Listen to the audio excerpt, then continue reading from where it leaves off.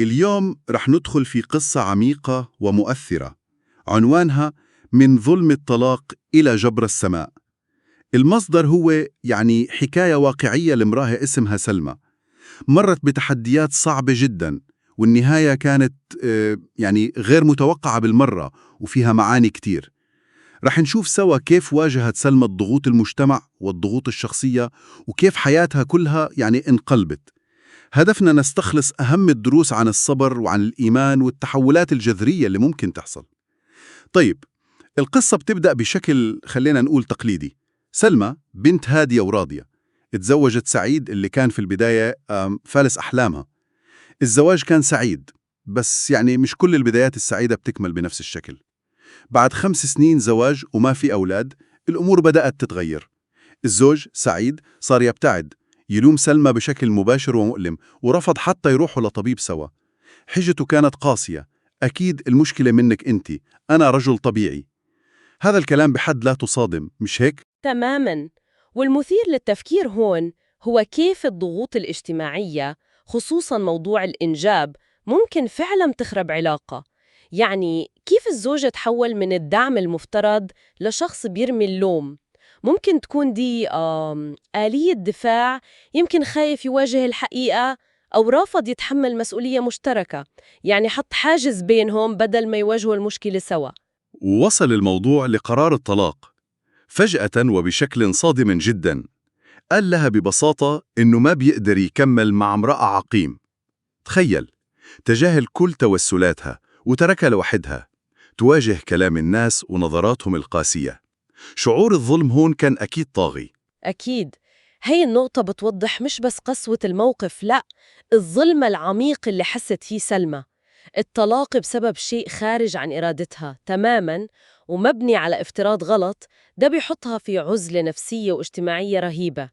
وهون بتبرز قضية الوصمة الاجتماعية، نظرة المجتمع للطلاق وللمرأة اللي ما بتنجب ممكن تكون مدمرة. فعلا، سلمى دخلت في فترة حزن عميق كانت ممكن تكسرها تماما، بس هي اختارت طريق تاني. لجأت للإيمان، للصلاة والدعاء، طلبت من ربنا جبرا يليق به. بس اللافت وهذا المهم إنها ما اكتفت بالدعاء والانتظار. وهذه نقطة تحول جوهرية. صحيح، إيمان سلمى ما كانش سلبي أبداً، كان دافع للشغل والأخذ بالأسباب. تعلمت الخياطة، اشترت مكنة حتى لو بالتقسيط، وبدأت مشروعها الصغير. ده تجسيد عملي لفكرة الجبر اللي طلبته.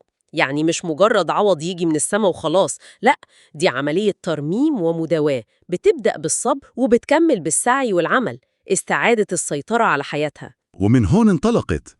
نجاحها كان ملفت جدا. صارت مصممة معروفة، فتحت محلها الخاص، عملت علامة تجارية باسمها. وبعد 3 سنين بس من الطلاق زوجت مرة تانية من طبيب، شخص قدرها وحبها زي ما بتستاهل. وبعدين المفاجأة الأكبر، جابت توأم.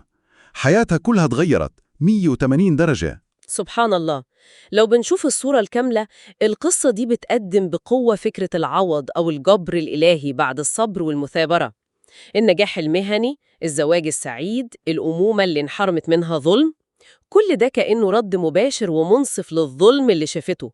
بس كمان مهم نشوف دورها هي، عزيمتها وشغلها كانوا جزء أساسي من التحول ده، مش مجرد حظ. وهون بتيجي اللحظة الدرامية الأقوى، لحظة المواجهة. كانت في معرض لتصاميمها الناجحة، وفجأة ظهر طريقها سعيد. كان واضح عليه الصدمة، مصدوم من نجاحها، من شكلها، من تألقها. قرب منها، اعتذر، وكان واضح إنه ندمان جدا على اللي عمله. مشهد قوي فعلا. ورد سلمى كان هادي، لكنه كشف الحقيقة اللي قلبت كل شيء. العقم ما كان مني يا سعيد، أنا هلأ عندي طفلين. الطبيب خبرني من سنين إنه سبب عدم الإنجاب كان منك أنت. يا للهول، مفارقة عجيبة جدا. رد فعل سعيد أكيد بيوضح حجم خسارته وصدمته بالحقيقة اللي كان بيهرب منها. بس رد سلمى شو دلالته الأعمق برأيك؟ المواجهة دي أنا بشوفها أبعد من الانتقام، هي استعادة للكرامة، استعادة للحقيقة اللي ضاعت. كشف الحقيقة بيرجع الأمور لمكانها الصحيح وبيكشف قد إيه القدر ممكن يكون ساخر أحياناً. الشيء اللي استخدمه هو كذريعة عشان ينهي الزواج طلع مسؤوليته هو أصلاً. هي لحظة تبرئة لسلمى وتأكيد على إنه الأحكام المتسرعة اللي مبنية على الخوف والإنكار ممكن تكون مدمرة وظالمة بشكل لا يوصف. إذن شو الخلاصة من كل ده؟ سلمى نفسها بتلخصها لما قالت إن ربنا علمها إن الصبر أجمل طريق للوصول. رحلتها فعلا بتلخص مسار من الانكسار الشديد لتحقيق الذات والنجاح والسعادة بطرق ما كانتش تتخيلها أبدا.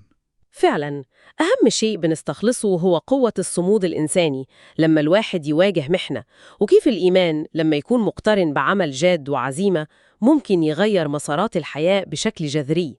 القصة كمان بتذكرنا بخطورة الأحكام المتسرعة والضغوط الاجتماعية وكيف ممكن تدمر علاقات. وده بيقودنا لسؤال أخير ممكن نتركه للمستمعين يفكروا فيه: إلى أي مدى ممكن التحديات الصعبة جدا اللي بتبين كأنها نهاية الطريق تكون هي نفسها نقطة انطلاق، نقطة لاكتشاف قوانا الحقيقية وتحقيق نجاحات ما كنا نحلم بيها؟ يمكن يمكن بعض أصعب النهايات هي مجرد بدايات جديدة متنكرة.